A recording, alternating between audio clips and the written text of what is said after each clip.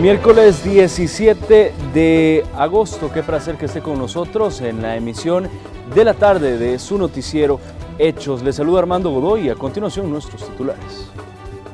Había un fuerte forcejeo entre los grupos que querían la extradición y los que no querían la extradición. Y de pronto todo el mundo se pone de acuerdo ahí, los 15 magistrados, para que se tome la decisión de no extraditar. La decisión de no extraditar a España a los militares implicados en el asesinato de los jesuitas está generando diversas opiniones y enfrentamientos verbales. Le tenemos todos los detalles. El vicepresidente de la República advirtió que de no aprobarse los 1.200 millones de dólares, se anunciarán un conjunto de medidas que traerá un costo mayor al país. Caos vehicular se generó esta mañana por varias horas en la autopista Los Chorros. Un derrumbe obstaculizó el paso en la vía. Varias personas lesionadas dejó un múltiple accidente de tránsito en la carretera panamericana. El conductor de uno de los vehículos involucrados está vivo de milagro. Hasta la Corte Suprema de Justicia marcharon habitantes de la comunidad del Sonpopo en Santa Ana. Piden que se exija el cierre definitivo del botadero. Y en Estados Unidos, fuera de control está un incendio en California. El fuego ha obligado a la evacuación de más de 82,000 personas. Iniciamos con la información. Diversas reacciones está generando la resolución de la Corte Suprema de Justicia de no avalar la extradición a España de los militares detenidos y acusados en participar en la masacre de los sacerdotes jesuitas. La periodista Raquel Herrera nos amplía la información desde nuestra sala de redacción. Raquel, te escuchamos.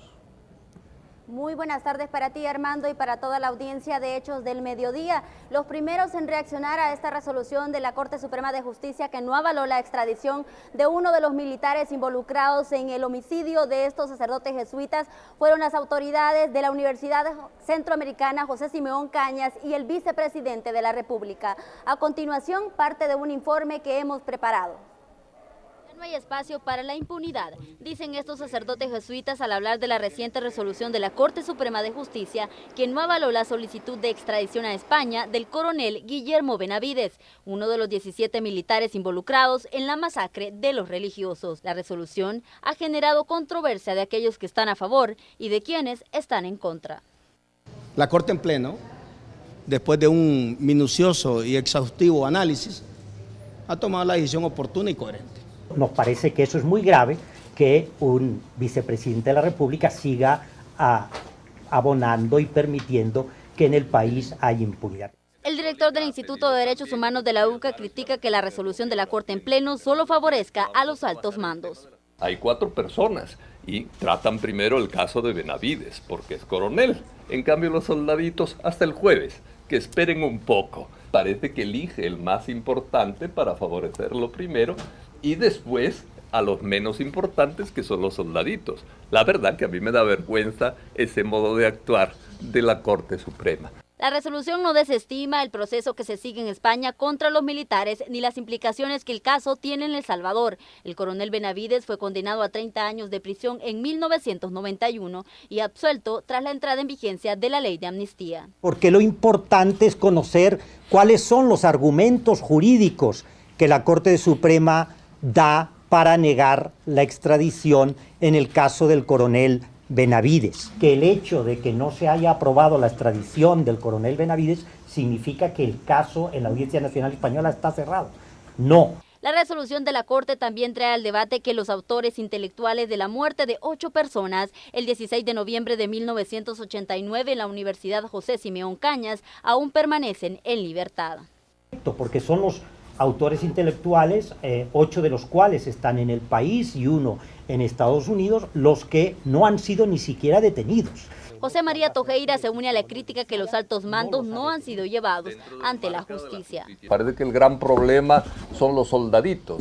Nosotros desde el principio hemos dicho que los soldaditos son los menos importantes del problema, que hubo un crimen institucional de la Fuerza Armada dirigido desde el Estado Mayor y que se saben los nombres de esas personas. Aunque por ahora la extradición del coronel Benavides fue denegada, estos jesuitas esperan que la justicia llegue para los responsables de uno de los crímenes de guerra más emblemáticos del país. Insisten en la justicia transicional, es decir, la reparación a las víctimas y que los autores materiales e intelectuales pidan perdón por los hechos. Con imágenes de Manuel Velázquez, un informe de Raquel Herrera.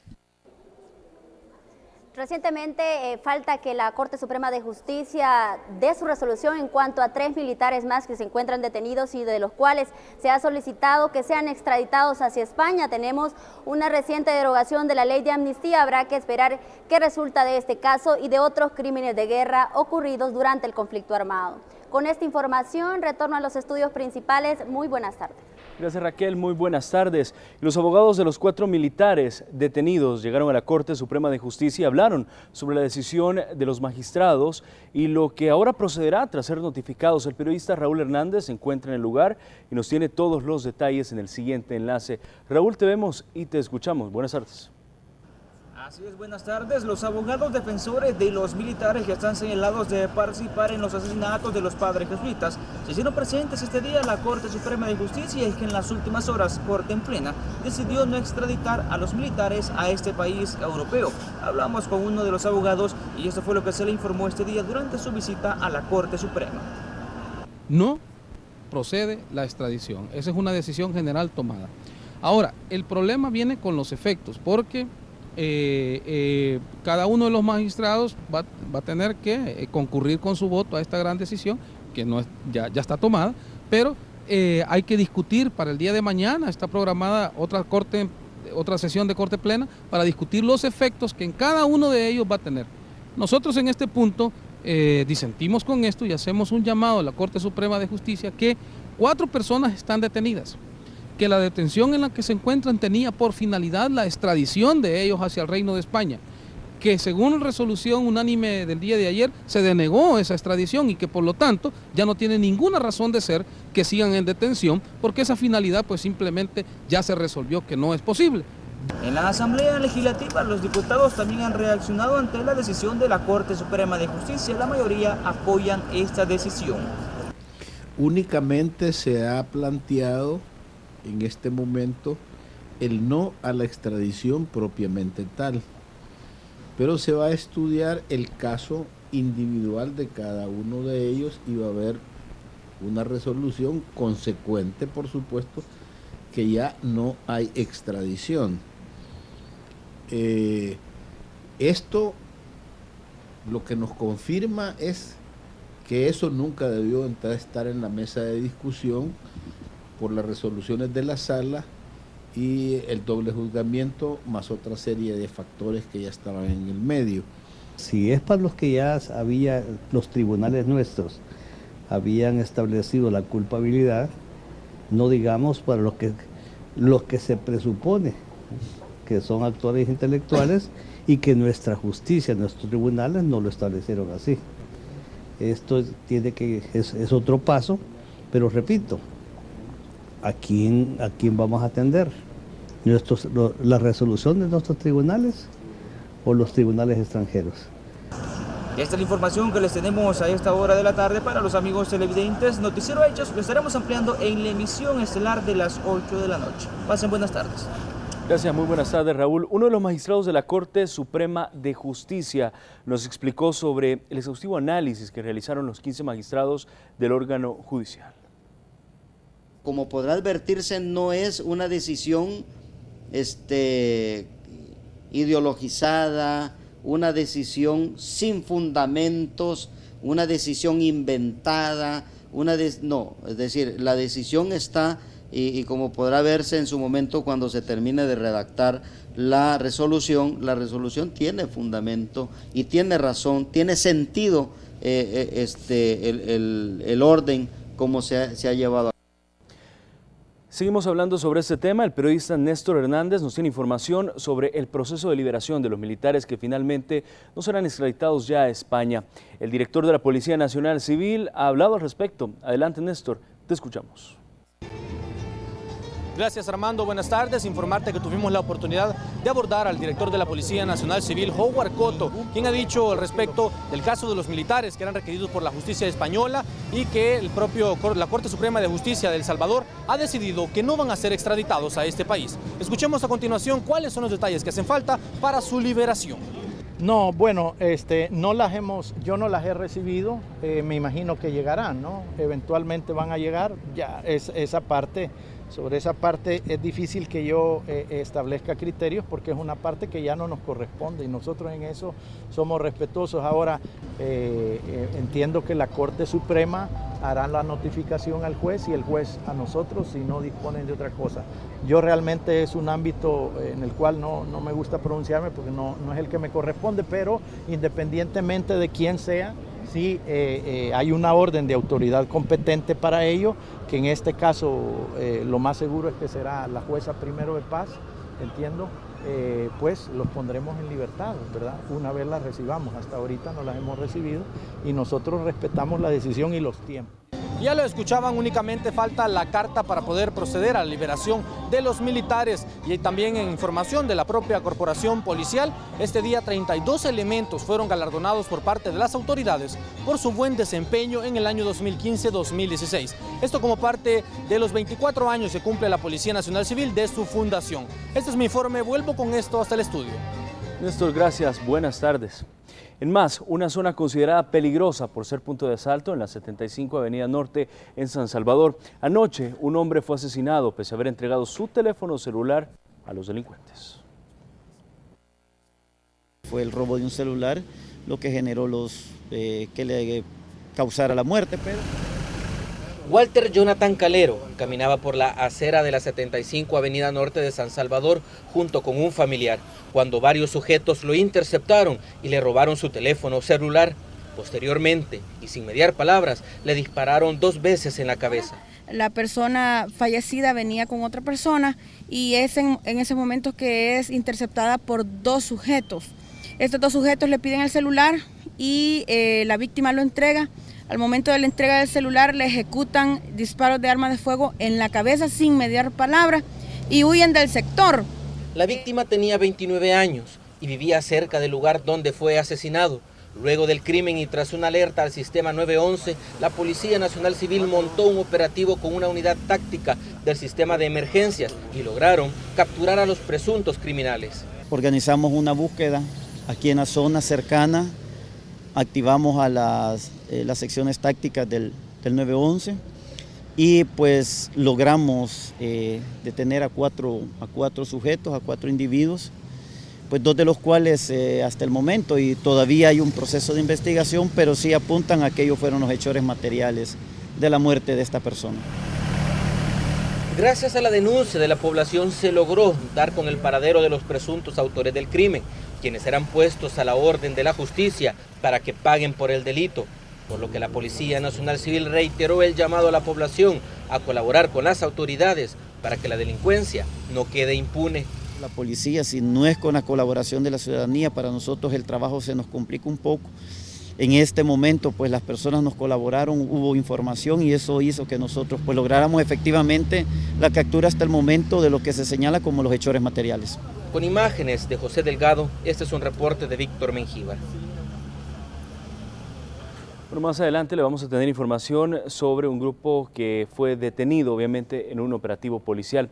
Vamos a cambiar completamente de tema. Complicado estuvo esta mañana por varias horas el tráfico vehicular en la autopista a Los Chorros. Un derrumbe bloqueó 2 carriles de la vía. Aquí las imágenes. Esto fue lo que vivieron decenas de personas que viajaban hacia el occidente del país. El paso vehicular fue restringido, luego que en el kilómetro 20 de la autopista Los Chorros se registrara un derrumbe.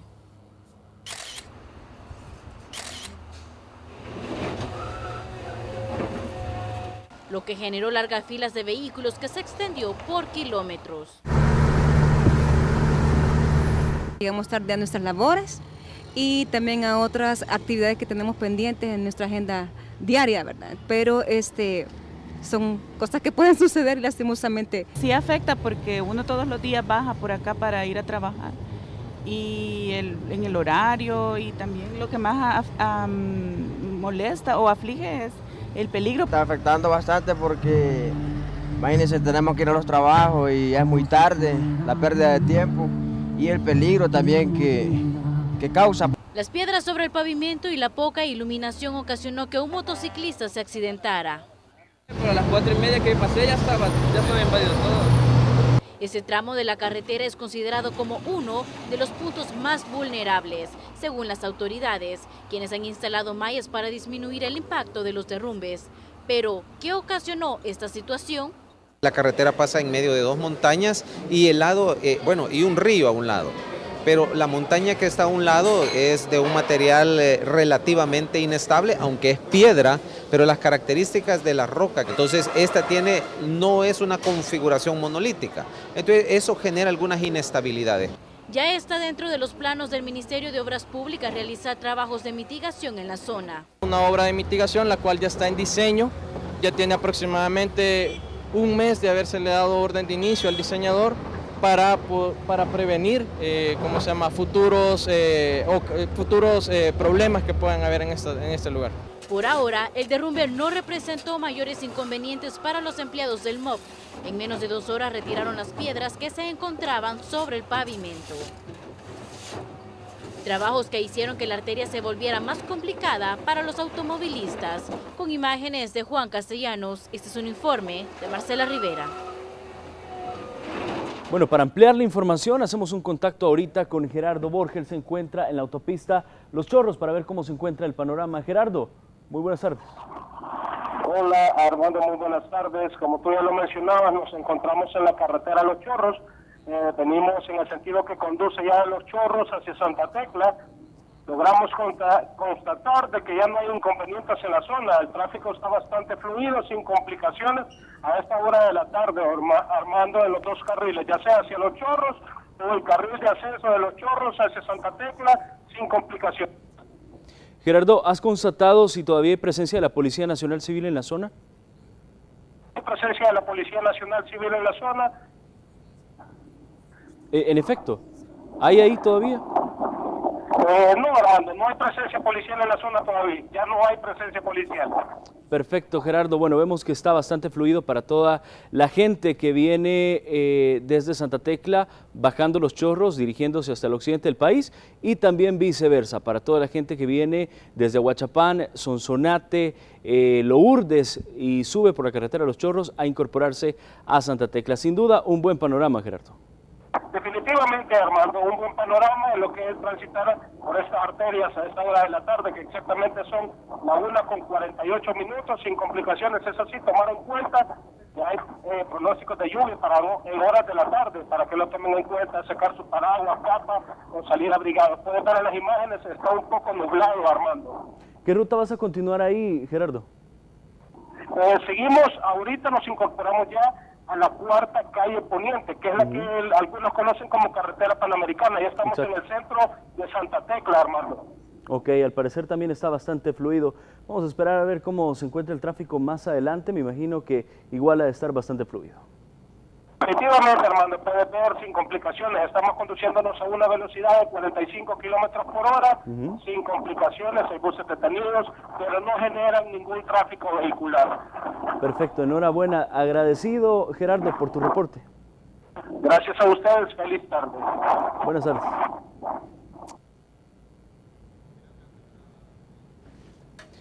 Bueno, un múltiple accidente de tránsito se registró esta mañana sobre la carretera panamericana. Entre los vehículos involucrados hay una unidad del transporte colectivo. El múltiple choque lo generó este microbús de la ruta 101D, luego de impactar contra este taxi que quedó reducido a chatarra. El accidente no terminó ahí. Al menos 5 vehículos se vieron involucrados, dejando daños materiales y varias personas lesionadas. Sí, de la nada solo sentí el golpe por detrás y empecé a girar. Vine a pegarle a un microbusito, un Nissan.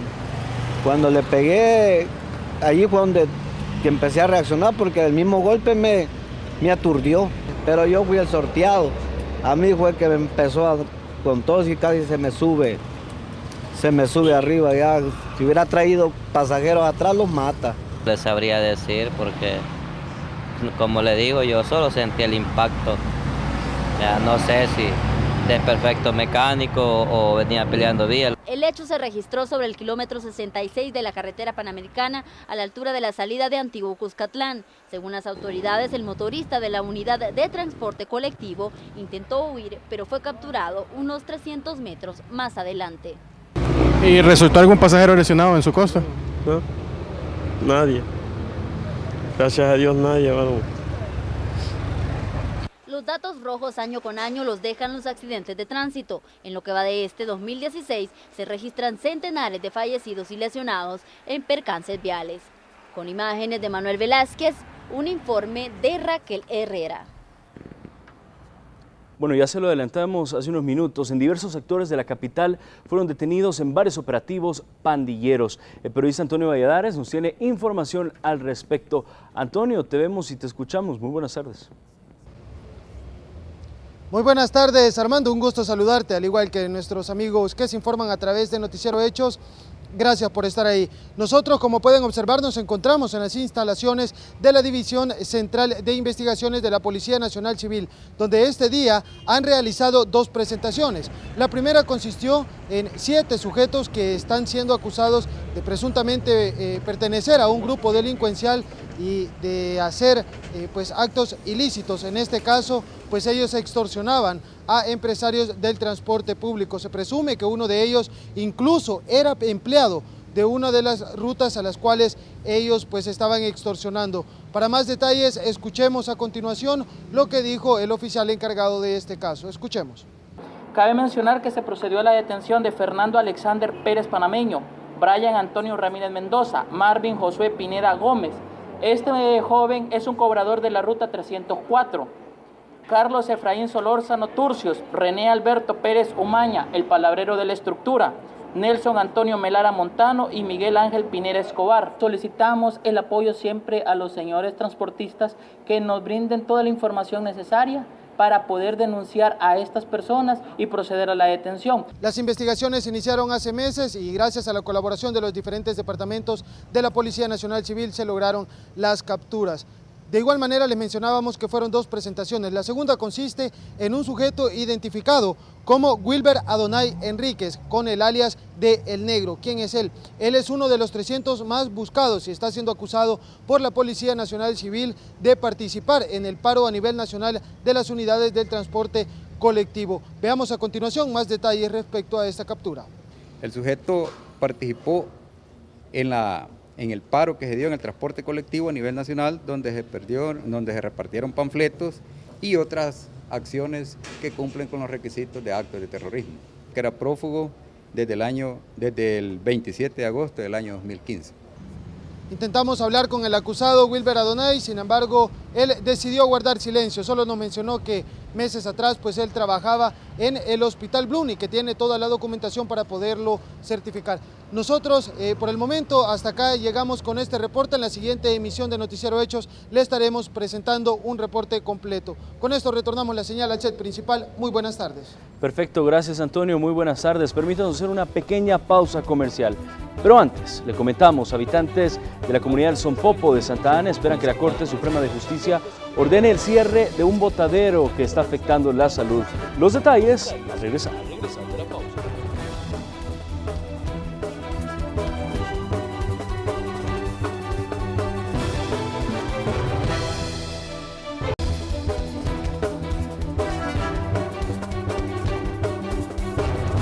Placer que continúe con nosotros. A esta hora nos trasladamos, nuestra señal hasta las oficinas del Banco Central de Reserva con nuestra compañera Susana Sandoval, que tiene importante información sobre la situación económica en nuestro país. Azucena, te escuchamos. Buenas tardes. Armando, muy buenas tardes. Efectivamente, el presidente del Banco Central de Reserva brindó una conferencia en torno a la rendición de cuentas del último periodo. Aquí destaca datos importantes en torno a la inversión pública. Él dice que hay una muy baja inversión en el país, habla de un 2% cuando tendría que ser al menos de un 5%. Escuchemos los detalles. Creo que las mejoras que está recomendando el Fondo Monetario en cuanto a la compra de bienes y servicios, en cuanto a la moderación salarial, deben de ser reorientados, pero a la inversión. No es posible que El Salvador tenga un 2% de inversión pública. Necesitamos al menos un 5% de inversión pública para que la economía salvadoreña crezca de forma sostenida. En este mismo contexto, además, asegura que el país podría crecer al menos un 3% en la economía. Que el Producto Interno Bruto del segundo trimestre puede crecer a una tasa de 2.9%, del tercer trimestre puede crecer a una tasa de 3.2%, del cuarto trimestre a una tasa de 3.3%, con lo que puede ser factible crecer este año un 3%. Ahora, esto hay que cogerlo con sumo cuidado porque son indicadores hasta junio. Hace falta el resto del año y no sabemos si se van a mantener esta evolución positiva. Por supuesto, todos estos datos económicos se los estaremos ampliando en una nota completa en la siguiente edición de Noticias. Armando, regreso la señal desde el Banco Central de Reserva. Buenas tardes. Azucena, gracias. Buen retorno. En entrevista de Hechos AM nos acompañó el vicepresidente de la República. Bueno, él habló sobre el presupuesto general para el próximo año y urgió la aprobación de los 1.200 millones de dólares. El vicepresidente sabe muy bien cómo se encuentran las finanzas del Estado, por lo que prefiere no hablar de aumentos en el presupuesto general de la Nación para el próximo año. De hecho, dijo que será bastante similar al del 2016, dejando en claro las prioridades: educación, salud y seguridad. Vamos a tener que presentar un presupuesto mucho más equilibrado, mucho más acercado a las proyecciones de crecimiento económico y de ingresos que tenemos planteados. Y esto estará en la Asamblea Legislativa más tardar el 30 de septiembre, tal como lo manda la Constitución. Óscar Ortiz urge convertir la deuda de corto a largo plazo, por lo que pidió más endeudamiento por 1.200 millones de dólares. De lo contrario, deberán encarar un panorama crítico para pagar sueldos, alquileres y proveedores. Entre más retardemos un acuerdo en esta dirección, podemos estar teniendo después costos para la economía y costos de tipo financiero, especialmente en las tasas de interés y otras cosas que se generan como efecto cascada de una posible subida de las tasas de interés. Esto le pone una presión negativa a la economía. Entonces, Ortiz insiste en replicar el discurso del presidente Sánchez Serén cuando habla de apretarse el cinturón, aunque le agrega otro agujero para la EVIA y es la contratación de más personal. Y en el único lugar que creo yo que habrá que considerar y hacerle excepción son en esos sectores claves que tienen que ver directamente con servicios esenciales de la población. Por ejemplo, si va a hacer un nuevo hospital. El vicemandatario se refirió a los sueldos y escalafones, aclarando que la situación no está para seguirlos aumentando. De hecho, Óscar Ortiz es de la idea que ningún funcionario puede tener un sueldo arriba de los titulares de los 3 poderes del Estado. Luego que saliera a la luz que varios funcionarios de segundo grado ganan arriba de $6.000 mensuales. Podemos empezar a ordenar para los próximos 5, 10, 15, 20 años. Poner reglas básicas, otros países lo han hecho. Yo creo que nosotros hemos llegado al momento de hacerlo. Este es un reporte de Armando Godoy. En más información, ya surgen las primeras reacciones por parte de los empleados del sistema de salud respecto al no pago de su escalafón para el próximo año. Veamos lo que dijeron. El movimiento de empleados del Hospital Nacional Sacamil rechaza rotundamente las recientes declaraciones del Ministerio de Hacienda sobre el pago de los escalafones de los empleados públicos a nivel nacional. Es el único incentivo laboral con el que contamos y que no nos hace incrementar nuestros salarios como se está manejando a nivel de otras carteras. Recomendamos a este gabinete de gobierno revisar los despilfarros de dinero en otras instituciones o en otras carteras de Estado. Según el personal de este hospital, las instituciones de gobierno despilfarran los recursos con los cuales se podría suplir necesidades. Lógicamente se va a hacer intentar hablar con las autoridades, esperemos que ellos estén dispuestos al diálogo y que sepan valorar el trabajo que desarrollan los trabajadores de salud, ¿verdad? Que la población también comprenda que cuando todo el mundo está de vacaciones es el personal de salud el que está dispuesto a atenderlos en sus necesidades de salud. Según el artículo 12 de la Ley de Creación del Escalafón del Ministerio de Salud, los empleados de este rubro reciben un 3% de incremento en su salario por antigüedad y entre un 3 y 5% adicional, de acuerdo a una evaluación sobre su desempeño. generando un desembolso de cerca de 28 millones de dólares para la institución.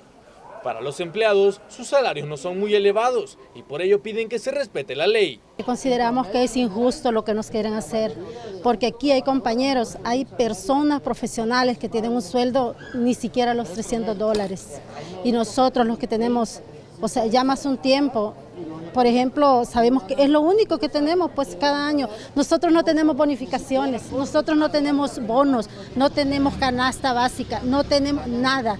Nos hemos dado cuenta, ¿verdad? Y por los medios que ustedes creo que ya conocen de que nuestro escalafón no es incluido lo que es en la cartera para el próximo año. Sin embargo, pues verdad, esta es la primera conferencia de prensa que nosotros pues estamos dando este día y verdad para poder defender pues nuestro incentivo que es el único que tenemos. De no tener una negociación con las autoridades de salud y no recibir el incremento en su salario por la ley del escalafón, este sindicato asegura reciará las medidas de presión en los próximos días. Con imágenes de Ever Ábalos, este es un reporte de Néstor Hernández. En más noticias, la Asociación de Empleados de la Corte de Cuentas de la República brindó una conferencia de prensa, esto con el propósito de dar a conocer cuál es el perfil que debe tener el presidente y magistrados de la Corte de Cuentas, además de hacer énfasis en que los diputados deben elegir a esos funcionarios lo más pronto posible.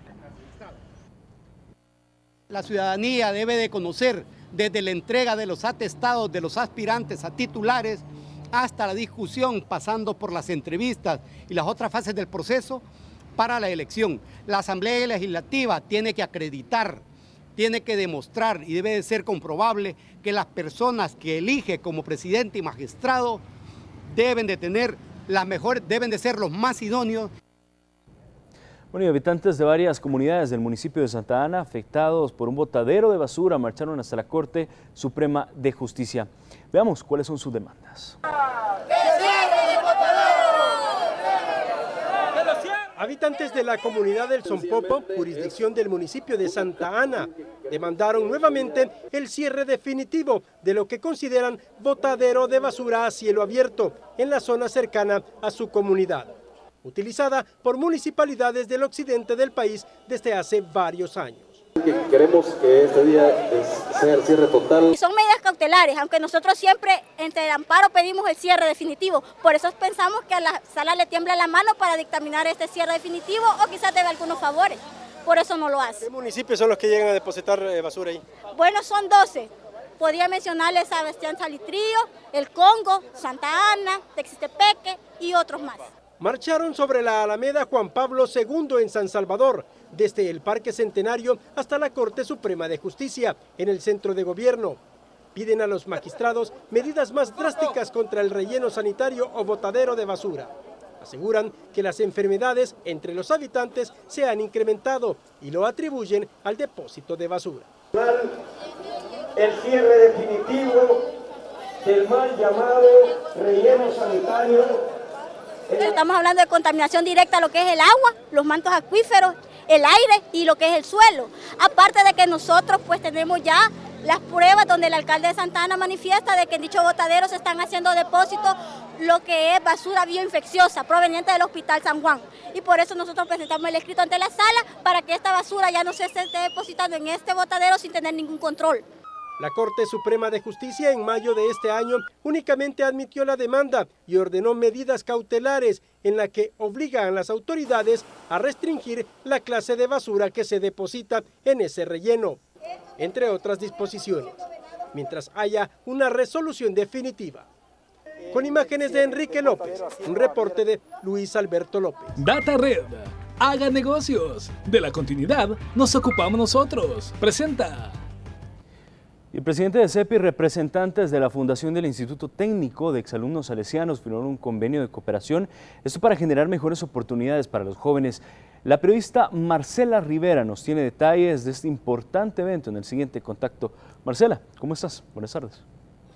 Y muy buenas noticias, Armando. Bueno, comentarte que este día la Comisión Ejecutiva Portuaria Autónoma y también la Fundación del Instituto Técnico de Exalumnos Salesianos firmaron un convenio de cooperación para que jóvenes como ellos que se dedican a la aeronáutica puedan tener mayores oportunidades en el país. En este momento vamos a conversar con uno de ellos para que nos comente más acerca de su experiencia y cómo es que nació incursionar en esta profesión.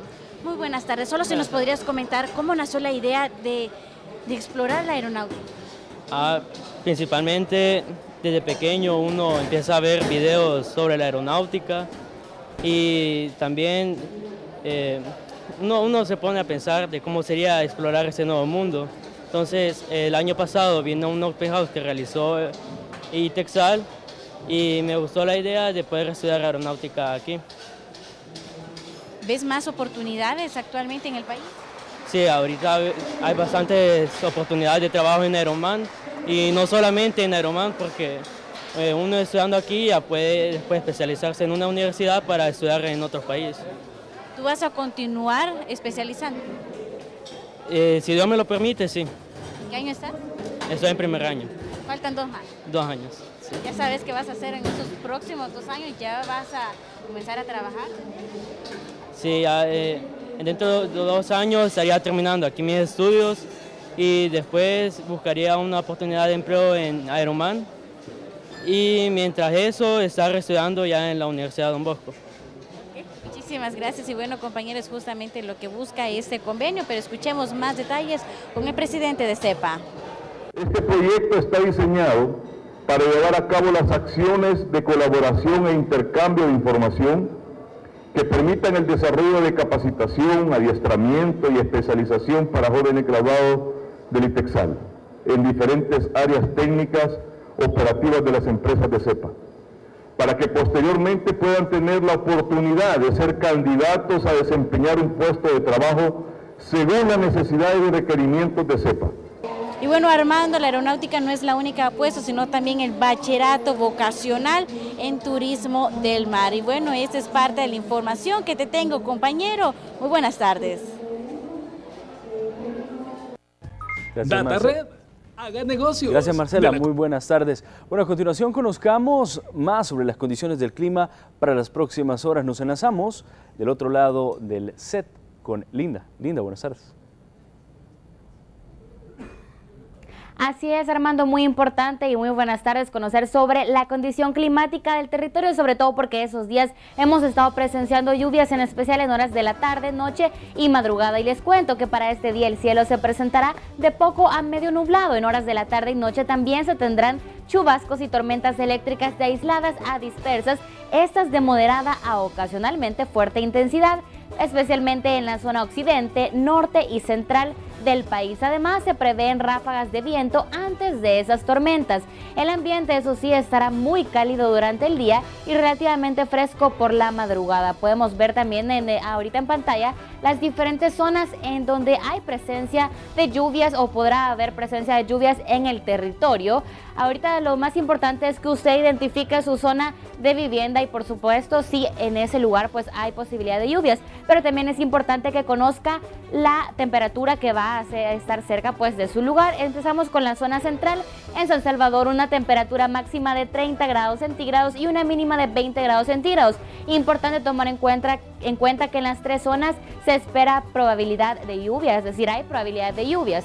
Vamos ahora a ver a Santa Ana, en donde una temperatura máxima de 31 grados centígrados y una mínima también de 20 grados centígrados. Vamos hasta el oriente del territorio salvadoreño, en donde la temperatura máxima rondará los 36 grados centígrados y la mínima los 22 grados centígrados. Así que la mayor recomendación de este día es que usted prepare ese paraguas y por supuesto la ropa adecuada para pues tolerar el calor de la tarde y por supuesto las lluvias, por alguna lluvia que llegue de sorpresa. Recuerden que estas pueden ser acompañadas de vientos, lo que suele ocasionar más daño, sobre todo tomar esto en cuenta las personas que realizan diferentes actividades al aire libre. Así que con esta información del clima, usted prepare todos los elementos que necesita y los invito a que nos acompañe a una pequeña pausa comercial y regresamos con más de Noticiero Hechos. Y por mi parte esto ha sido todo, pero como siempre lo invitamos a que siempre esté muy pendiente de todo lo que vamos a estar transmitiendo y por supuesto también llevándole los detalles de todo lo que suceda no solamente en Río, sino también